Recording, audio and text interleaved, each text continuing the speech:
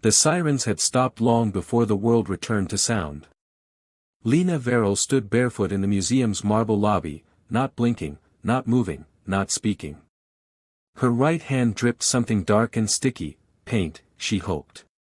But deep down she knew better. The overhead lights flickered, blinking like they weren't sure whether to stay on. The floor beneath her was white stone, now stained with spatters of red. A soft breeze from the open doors stirred her dress, which hung loosely on her frame as if it too had lost its will to shape her. 2 officers flanked her. 1 male, short-tempered. 1 female, unsure. "Miss Verrill, can you hear me?" the woman said gently. Lena didn't respond. A scream echoed from somewhere in the building, distant, sharp, someone finding the body.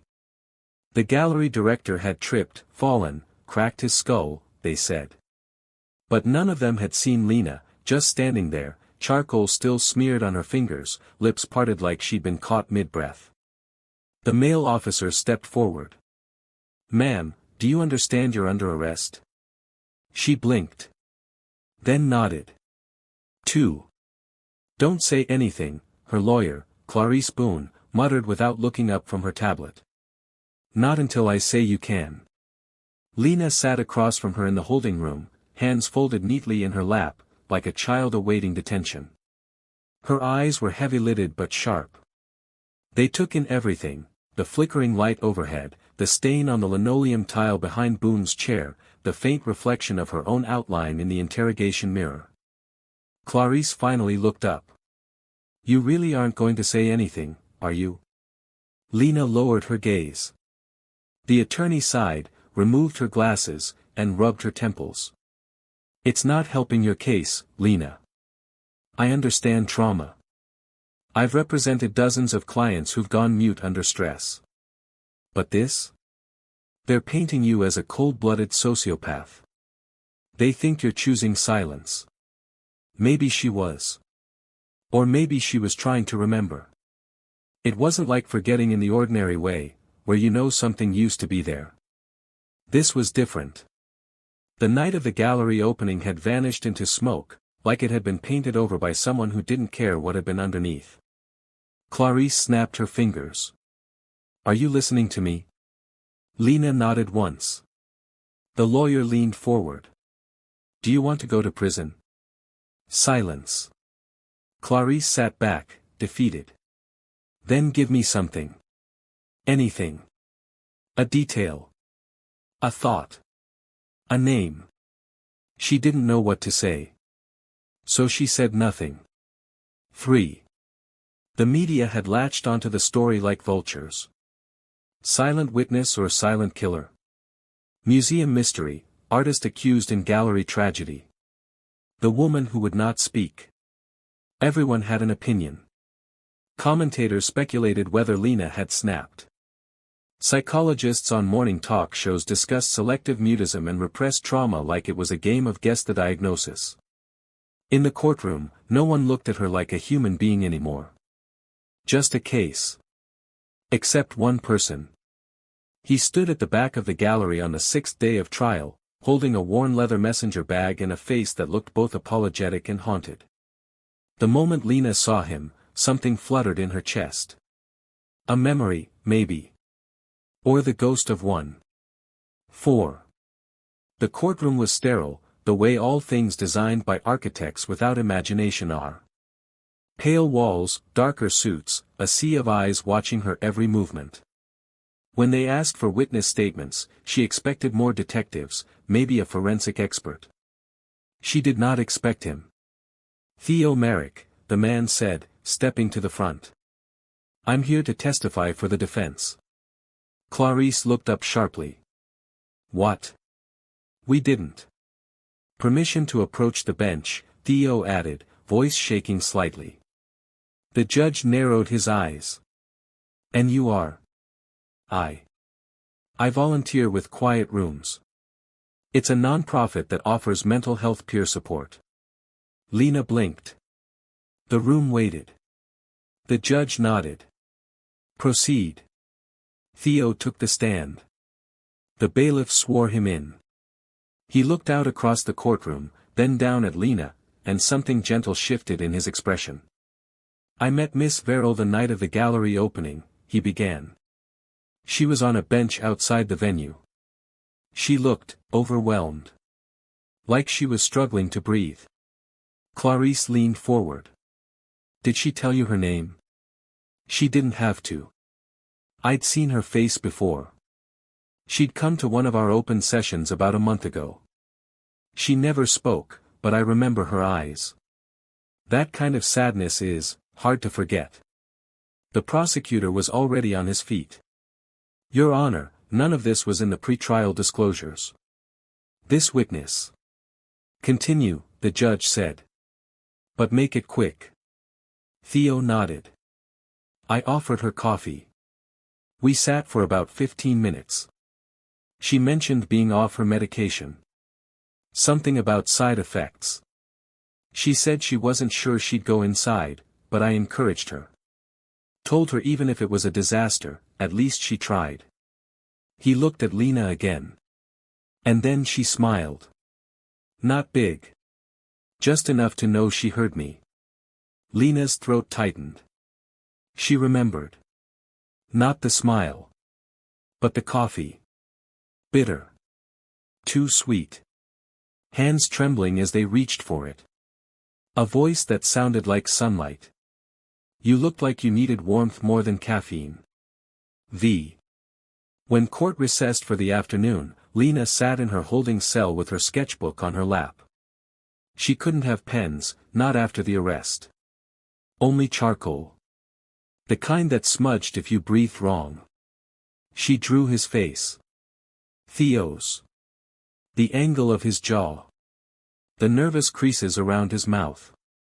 The way his eyes tilted downward, like he was always expecting sorrow. And beneath it, she wrote just 3 words. He remembers me. 6. That night, Clarice entered the cell. She spoke, she told the guard. She finally said something. Not to me, of course. But I'll take it.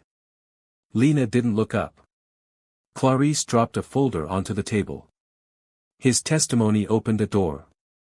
The gallery's security footage was accidentally archived, but guess what? With pressure from the press, they coughed it up. She pulled out a still frame. It was blurry. But it showed Lena walking through the lobby, alone. At 9:42 p.m. The gallery owner wasn't found until 10:15. Someone else was there in the meantime. Someone not yet seen. Clarice looked almost excited. If we can figure out who, we can shift the whole narrative. But we'll need your help, Lena. Silence.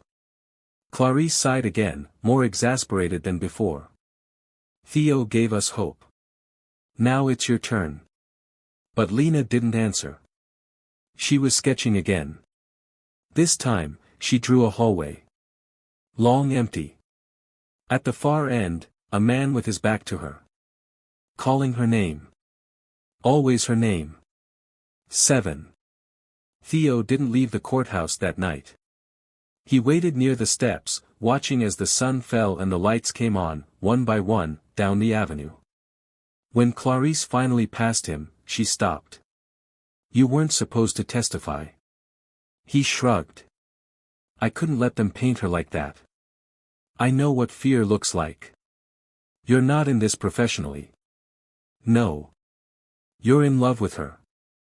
Theo looked up, startled. Then down again. Maybe. I don't know. I just know I saw someone drowning and I couldn't pretend I hadn't. Clarice nodded once. We might need you again. I'll be here. She started to walk away, then paused. Why her? Out of everyone you could have saved. He smiled faintly. She looked like she hadn't been saved before. 8. The next morning, Lena asked for paper. She wrote just one sentence. I want to testify. The first time Theo Merrick saw Lena Verrill, she was sitting alone on a church step, hands folded like she was praying, but she wasn't. She was shaking. The candlelight from inside spilled onto the sidewalk like a golden confession, but she stayed in the shadows, face partially obscured by a tangle of chestnut hair. A sketchbook lay open on her lap, but her pencil hovered, unmoving. Theo was on his break, half a sandwich in one hand, coffee in the other, when he noticed her. She looked like a lost poem. He didn't approach right away. Experience had taught him how fragile that moment could be. Startle the wrong soul at the wrong time, and they bolt like startled deer. But something about her stillness held him. After 5 minutes, he sat on the opposite step. No greeting. No pressure. Just presence. Eventually, she looked up. Their eyes met. No words passed. And that was enough. 2. Back then, Theo was volunteering with Quiet Rooms, a peer-led emotional support group that ran meetings in church basements and university lounges. He wasn't a therapist. He didn't have a degree in psychology. What he had was pain, and the rawness of someone who'd once needed saving and never forgot what it felt like when no one came. Lena had slipped into one of their sessions a few weeks after that night on the step. He remembered how she'd hovered by the door, hesitant, like she'd stepped into the wrong universe. She didn't speak. Didn't even sit down at first. But she listened. He noticed her sketching as others spoke, eyes focused, hand moving, lips still pressed in that permanent line of silence. Every week, she returned. And every week, he felt the ache of wanting to know her deepen. 3. It wasn't until the night of the gallery opening that Theo saw her outside that same church again. Dressed in soft gray. Hair braided back. Hands shaking.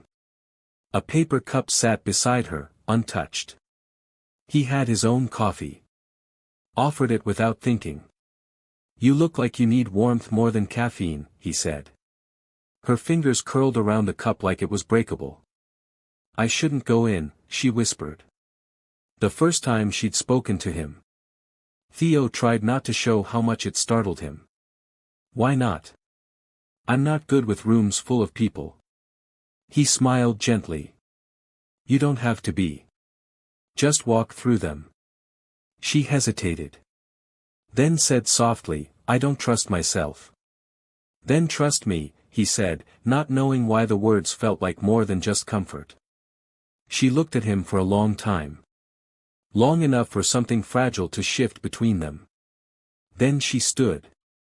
He never saw her again that night. Not until the trial.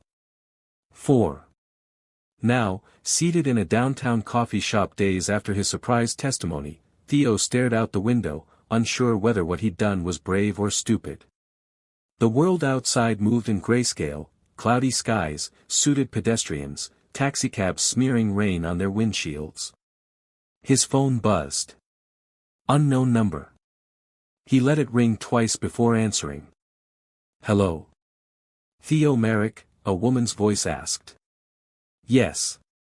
This is Clarice Boone. Lena's attorney. He sat up. Is she okay? She wants to testify. Theo didn't speak. She remembered you. The words hit like a confession whispered in a chapel. Will you be there? Clarice asked. Yes, he said instantly. Then you should hear this from me first, her father is returning. He's going to testify too. Her father? Richard Hale. He's not just a father. He's one of the most ruthless defense attorneys this city has ever produced. Theo's stomach sank. She hasn't spoken about him.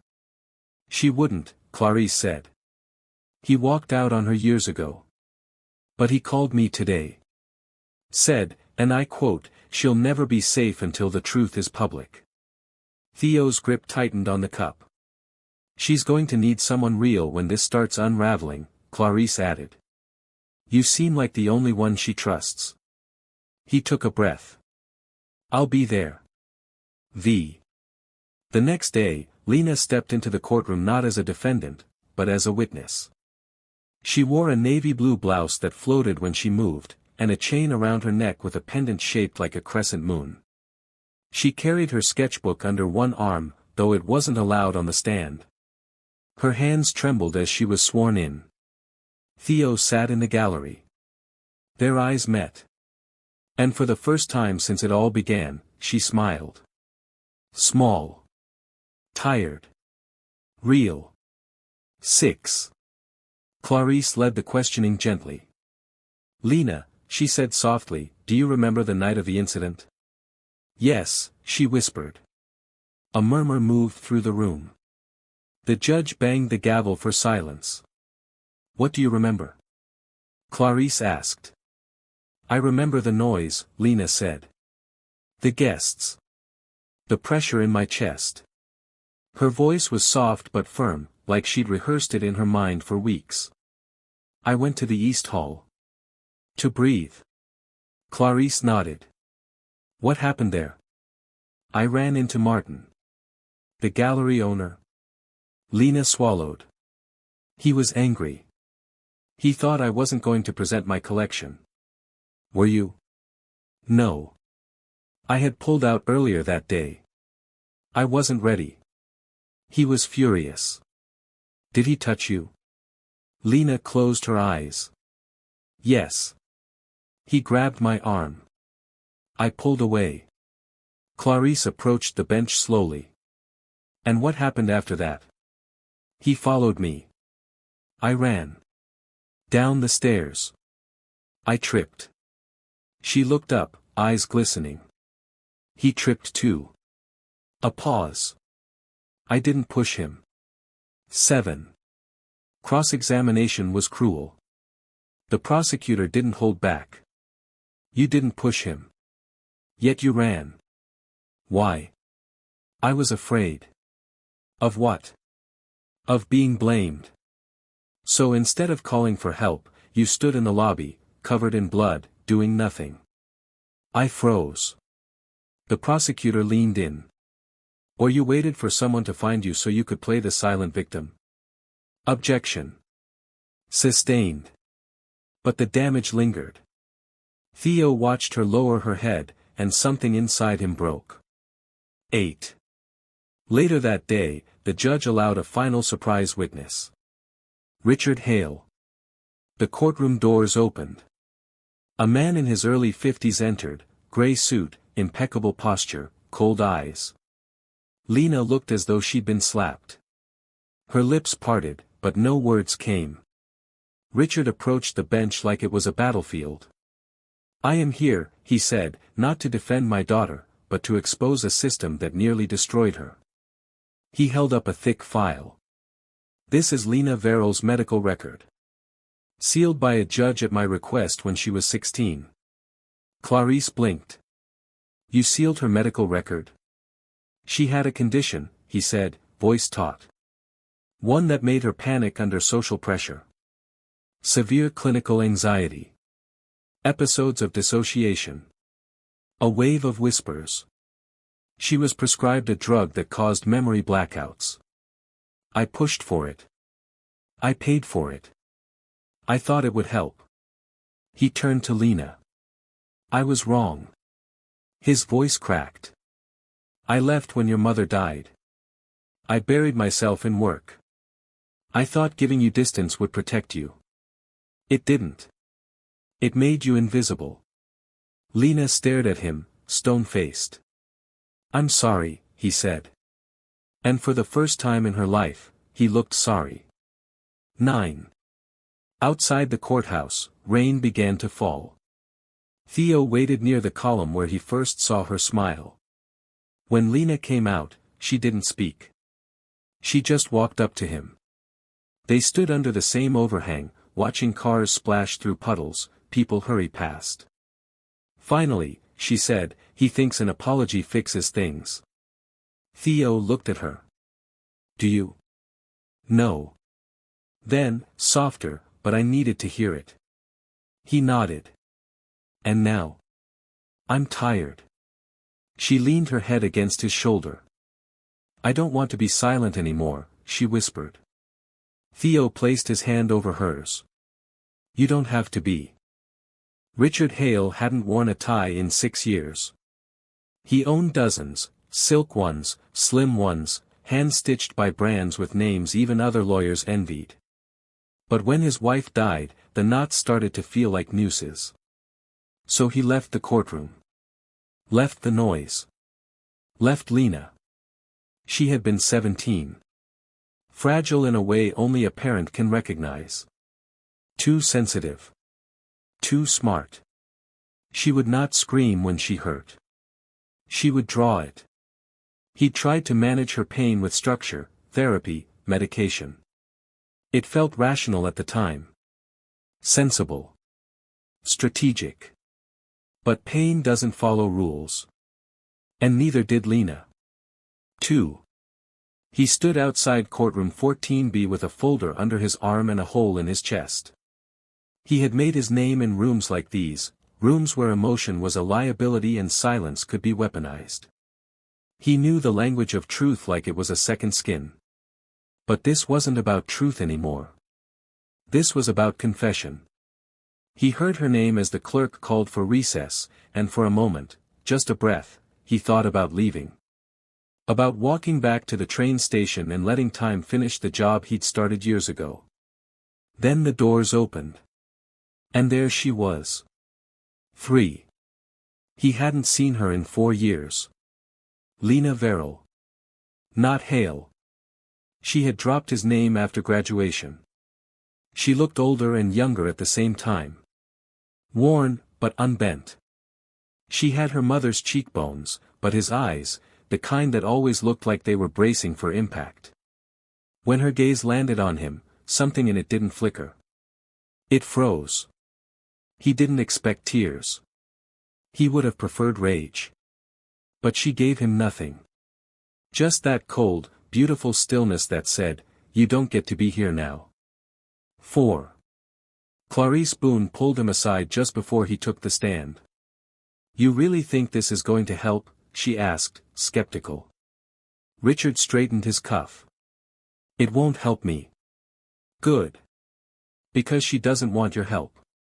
She wants the truth. She deserves it." Clarice studied him for a beat. "You were one of the best attorneys in the state.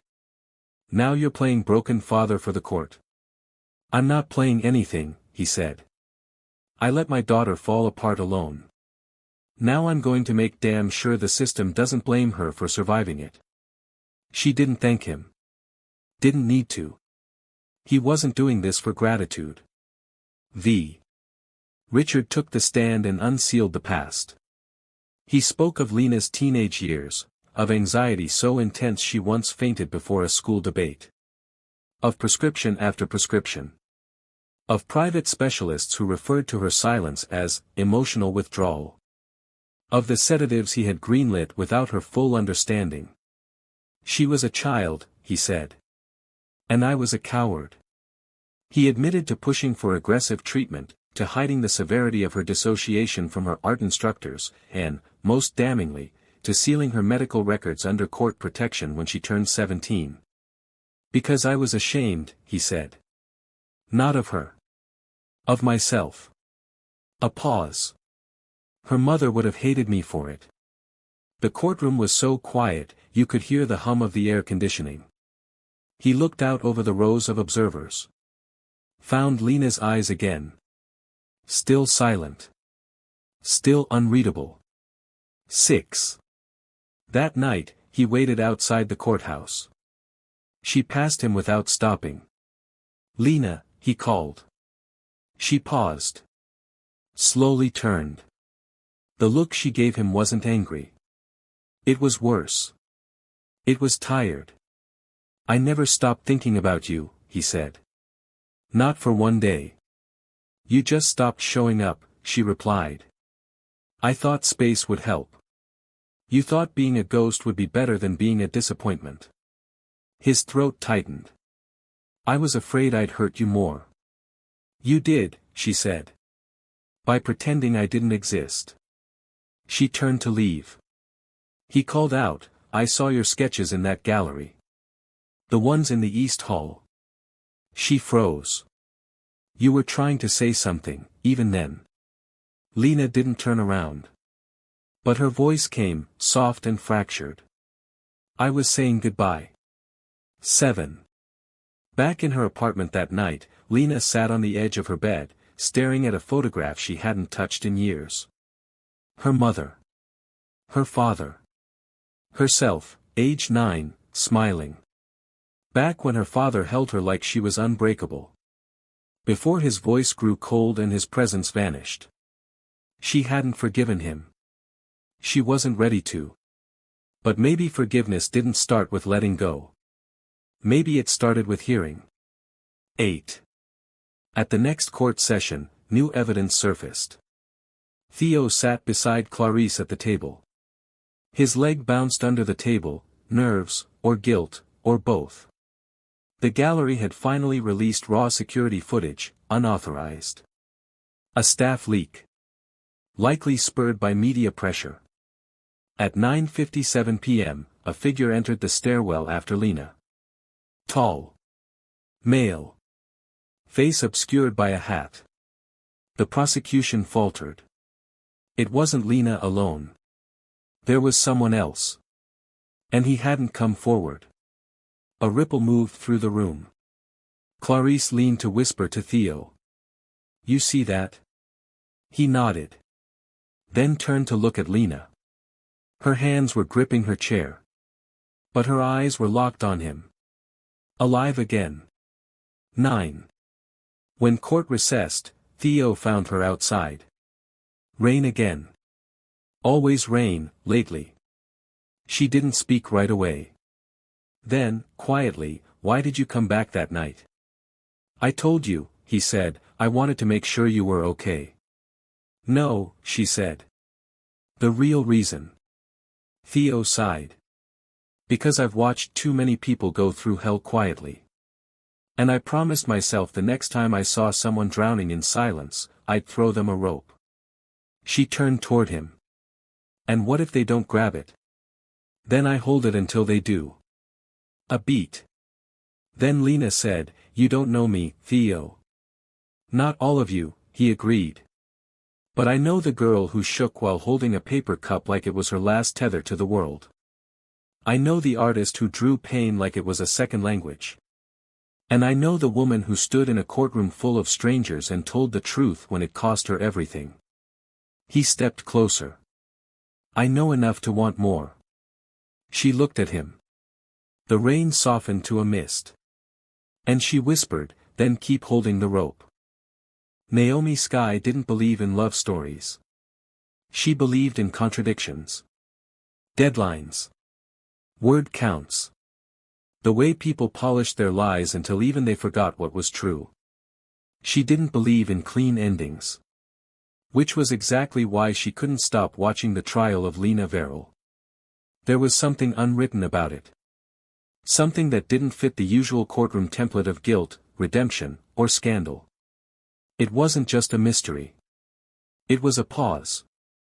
A story on the edge of becoming something else entirely. And standing at the edge with it, was Theo Merrick. 2. Naomi first noticed Theo on the 4th day of the trial. Not because he spoke, but because he didn't. He sat in the back, hands folded, shoulders tense, not blinking when others did. He watched Lena like a man memorizing a constellation he couldn't name.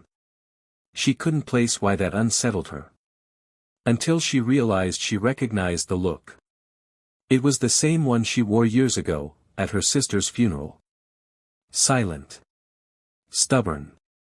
Staring at the casket like it owed her an explanation. Theo watched Lena not like a savior, but like a survivor. It haunted her. It intrigued her.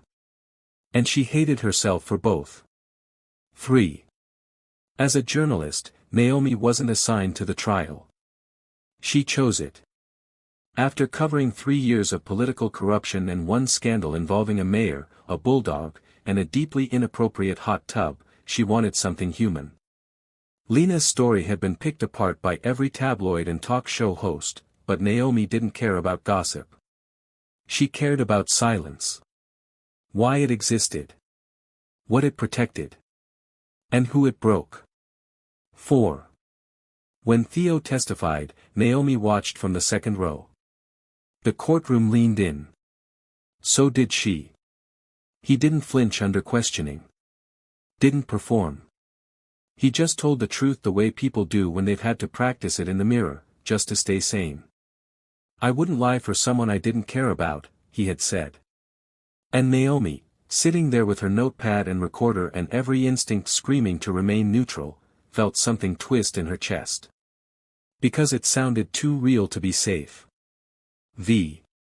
She approached him the next day.